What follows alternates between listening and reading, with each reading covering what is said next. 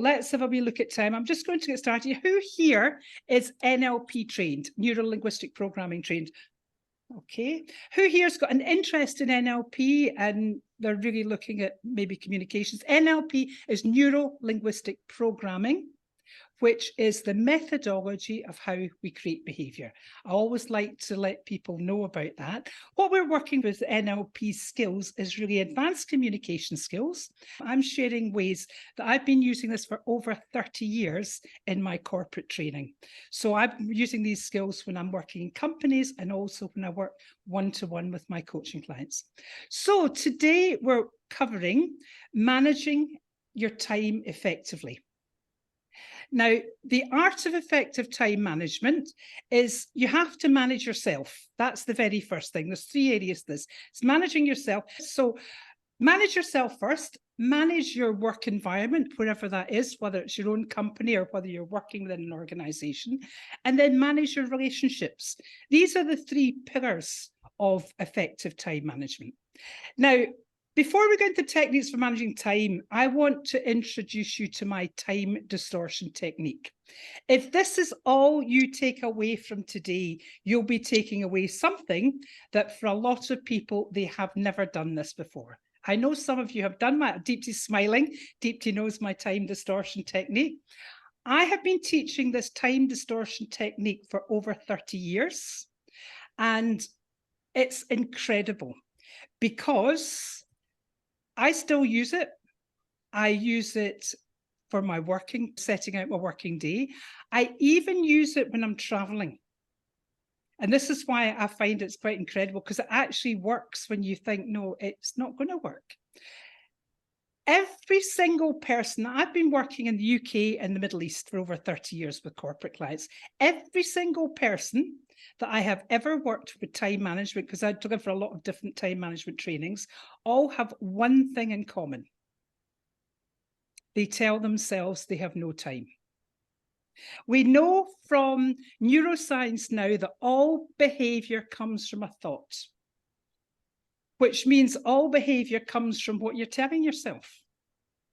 So if you're telling yourself you don't have enough time, you're right. So this is the technique that I always start with.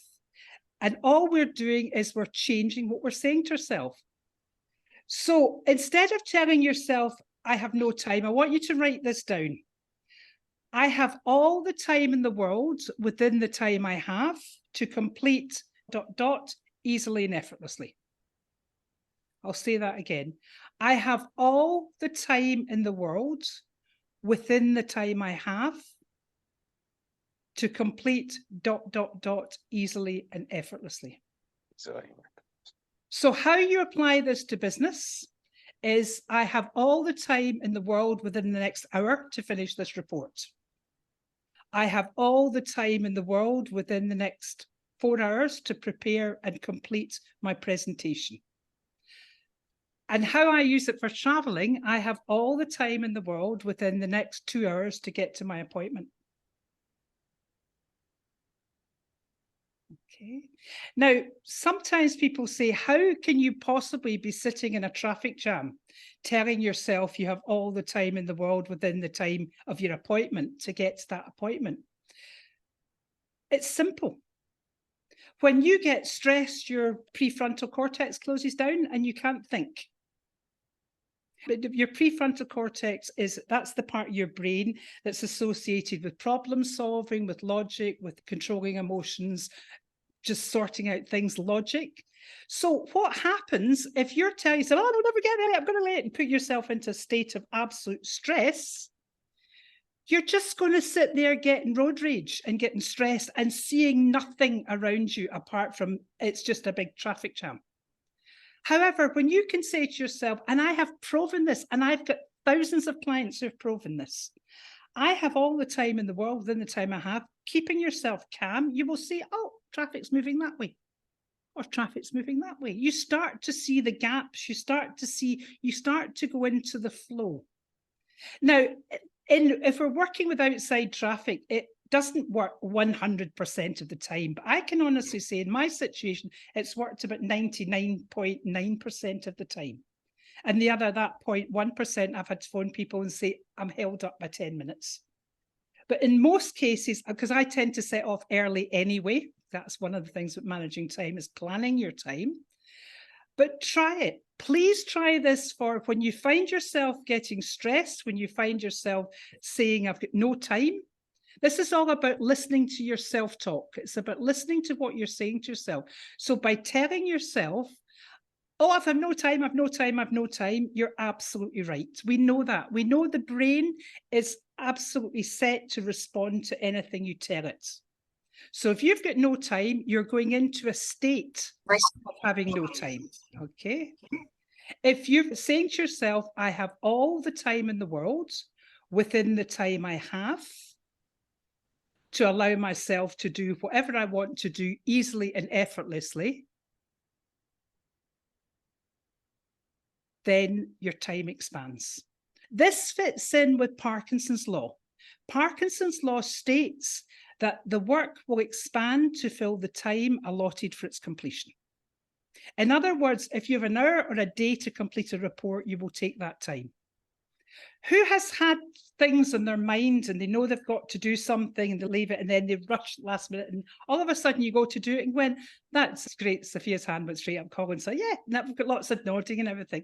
And you go, that only took half an hour. But yeah, I've been putting off and putting off. So there's this expansion and contraction of time that the minute you give yourself a deadline, a set time to finish something, you're much more likely to get it done. But the one I really want you to play, because this is the one that I teach at the start, and I'll say to people at the beginning of a time management course, that's it, that's the secret to manage your time. Tell yourself you have time, rather than saying, I don't have time, I'll never have time. If someone gave you £86,400 or $4,000 every single day, what would you do? So let's get some answers. So I just say to you, okay, £86,000. You're getting that today, and you're getting it the next day, and the next day, and the next day. What would you do with that money? Would you spend it all? Could you spend it all? No. I'm trying, but I don't think I could. Yeah. Okay, everyone's, yeah. But it's every day, Colin. Yes, I know. But that's what I'm saying. Every day you can't then do that. You can't do it every day. There's only so many shoes, cars, whatever things that you can buy before you get bored. And what starts to happen then, you start to invest the money, you start to save the money, you start to look at what you're doing with the money because you can't actually get rid of it. Guess what? We've got 86,400 seconds every single day. And you get that every single day. So you've got to use time or you'll lose it. Time must be invested to save time for the future. The number of people who say, I don't have enough time to plan. If you don't have enough time to plan, nothing's going to change. Sometimes in time management, we have to step away, take a deep breath and say, okay, I'm putting it a day or I'm putting half a day to plan. Because it's the planning of what you're doing. Now, there's lots of different techniques that I'm not covering here. There's techniques like the Stephen Covey's time metrics, also known as the Eisenhower technique. I've got an online core membership where we have the time management courses in there. We go into a lot more details, but what I wanted to give you today was the real highlights of the things that work really well. So first of all, it's telling yourself you have more time and then accepting that you have to invest time to save time in the future. And then we have the parental principle. Who's heard of that? The 80-20 rule. We get 80% of our results from 20% of the things we do. Only 20% of what we do will give us 80% of results. So 20% of staff make 80% of revenue. And any company that has got a sales department knows this. They know that the sales force are bringing in cash and there's lots of other people within the organization who are not revenue generating. But the wonderful thing about this principle is it fits with everything. 80% of products and services will generate 80% of income. Again, if you're in an organization or you've got your own company, there's only 20% of what you offer will bring in the biggest amount. If you're a coach, it will probably be or a trainer, it will be your higher ticket coaching programs or your higher ticket training courses that will bring in most of your income. When you're in a company, and lots of companies have to do this, especially when they're looking at time and money saving, is what products are profitable? What is actually generating the most income for us? So it's not only time, when you're working with time management, especially with this Pareto principle, you can actually save money as well by looking, you can generate more income. 20% of customers generate 80% of sales. It's the same in any organization. So we're really looking at time saving and where you can get the most from your time. 20% of factory errors cause 80% of rejects. And we all know this one, 20% of meeting times results in 80% of decisions.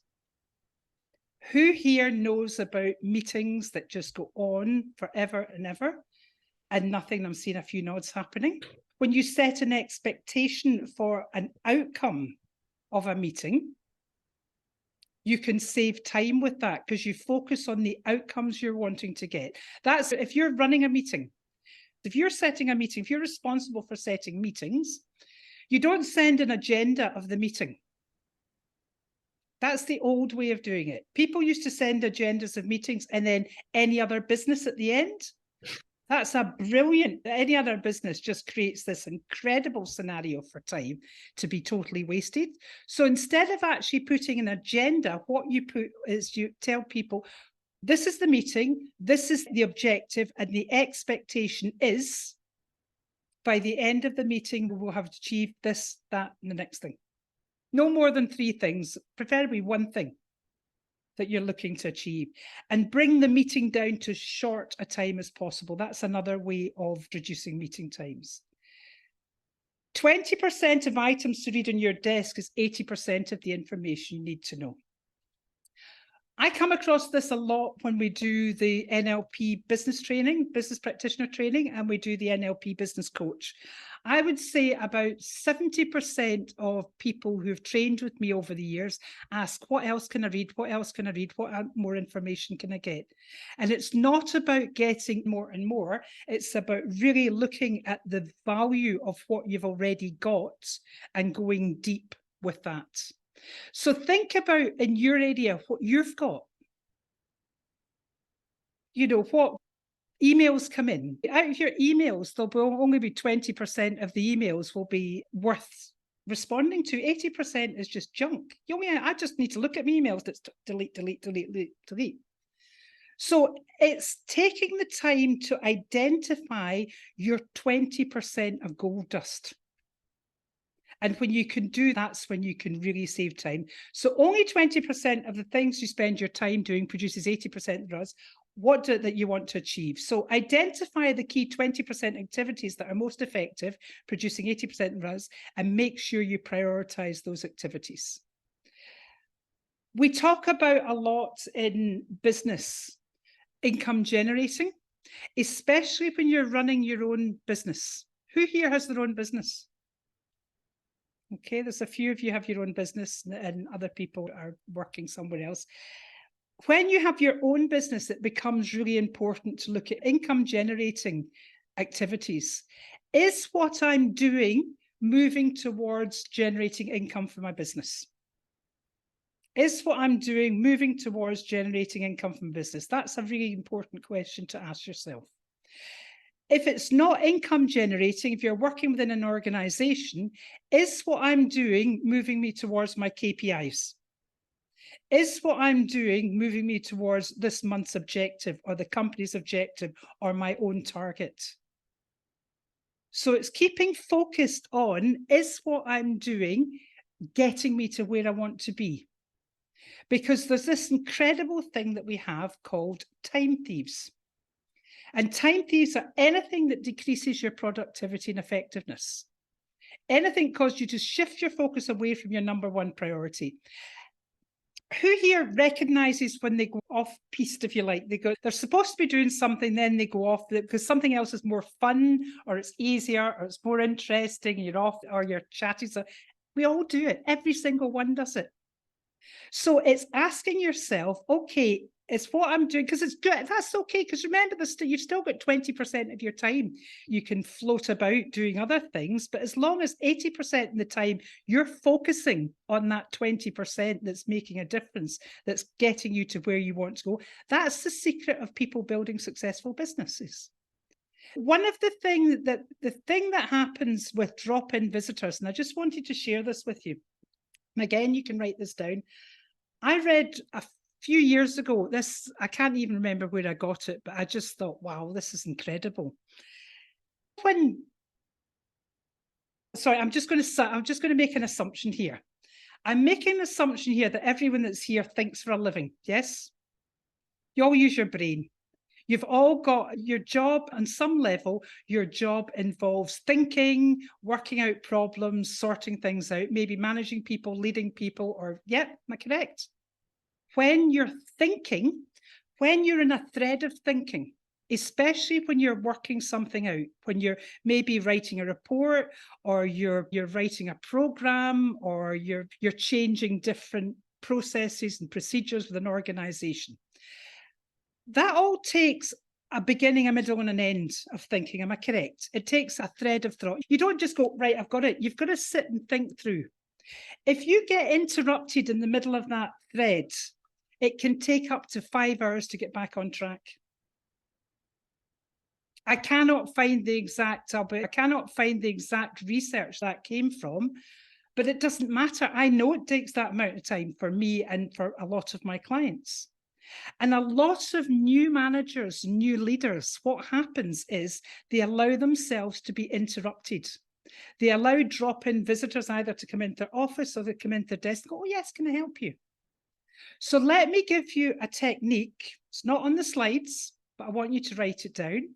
It's the yes, I call it my yes, no technique, where you actually say to someone, if someone comes in and says, I need to speak to you just now, the way you do this is you keep the physiology still in the middle of something, and you just look up and you say, I'd love to be able to help you, but I'm right in the middle of this.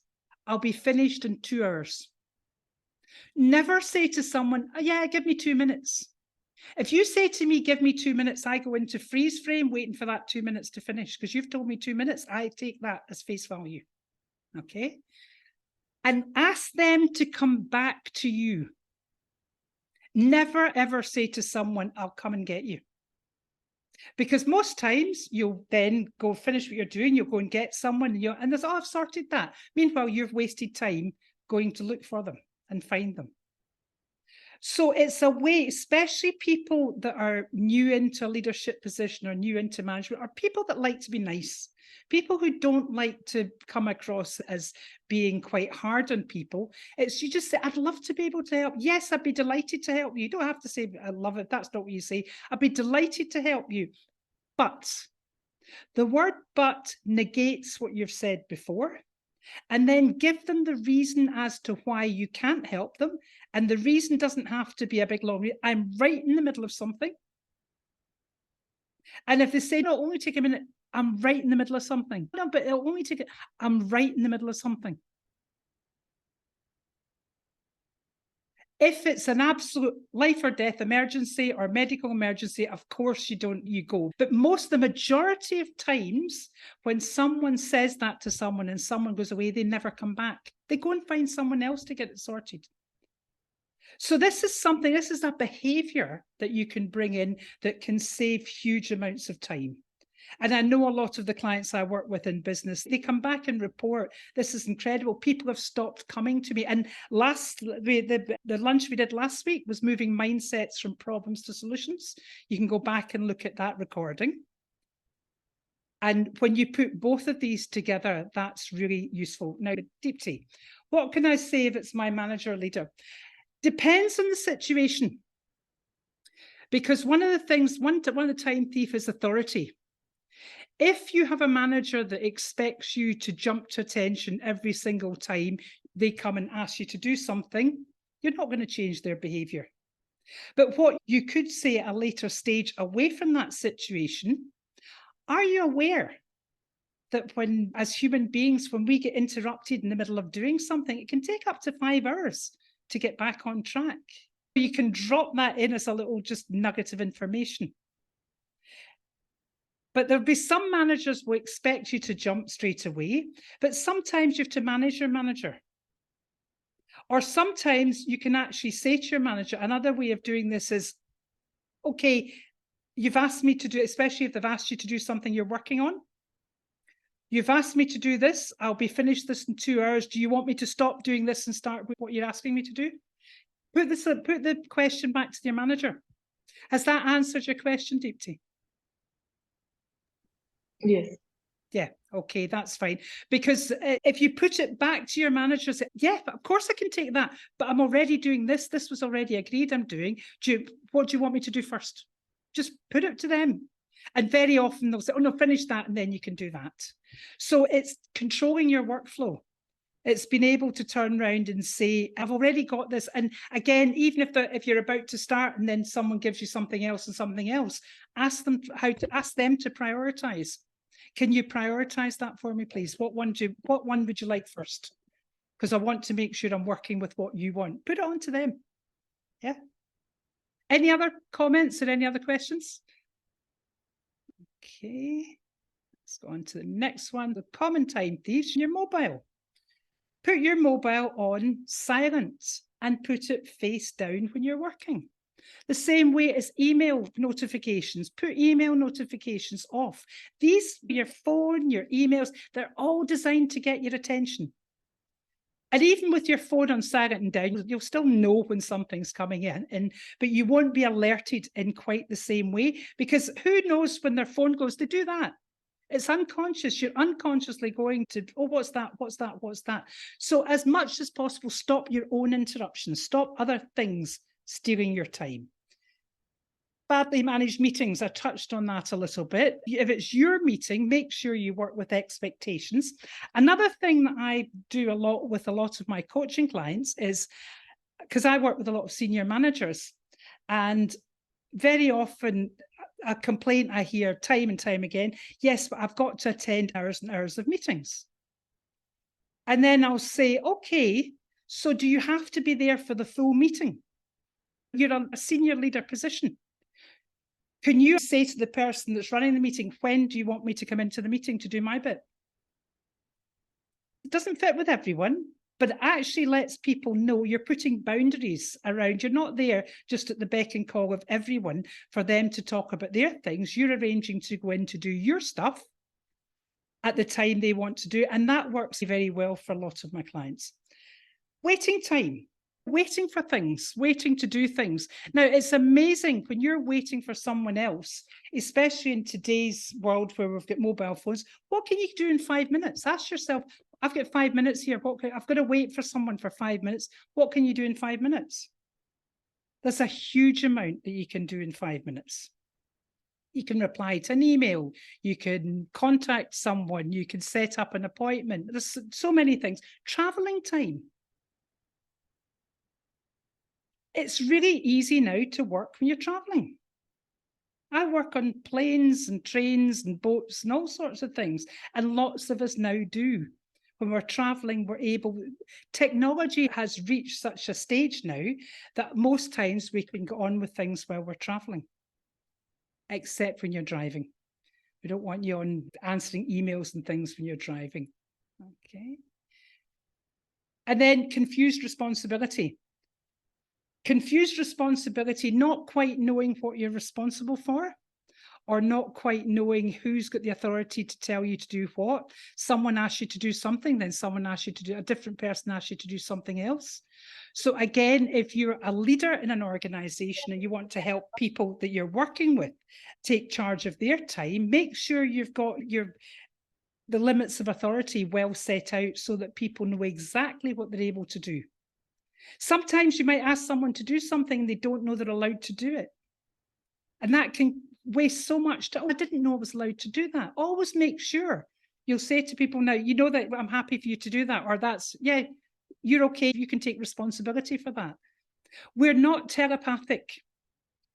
So sometimes it's important, no, not sometimes, it's always important to let people know exactly what's required. Lack of standards and progress reports.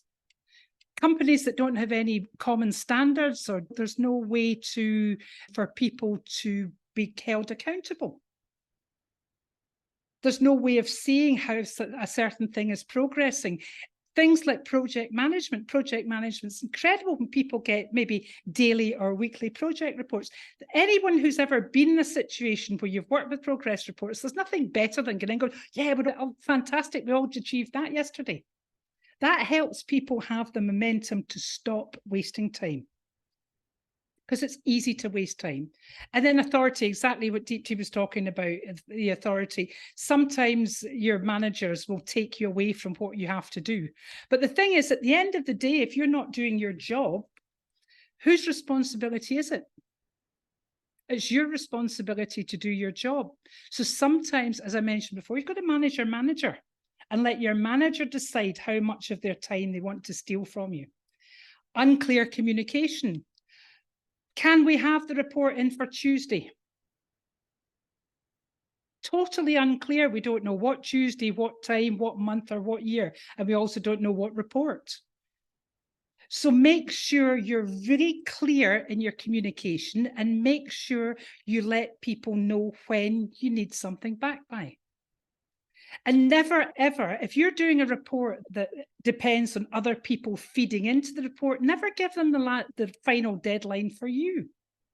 Give them a final deadline that you've still got plenty of time to put together everything that's coming in.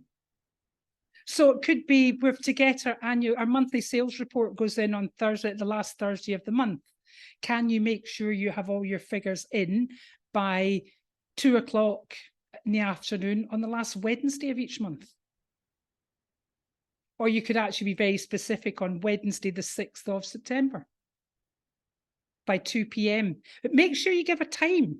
And it's a tiny thing, but it saves your time as a leader running after people. And also, if you're reporting into someone, it saves any misunderstandings. That keeps you right. And then unskilled staff. Having people, expecting people to do things that have not been trained to do, that's just going to waste time. Because there's nothing worse than being asked to do something that you don't know. So again, in a business scenario, you've got to know what the people you're leading are capable of or not.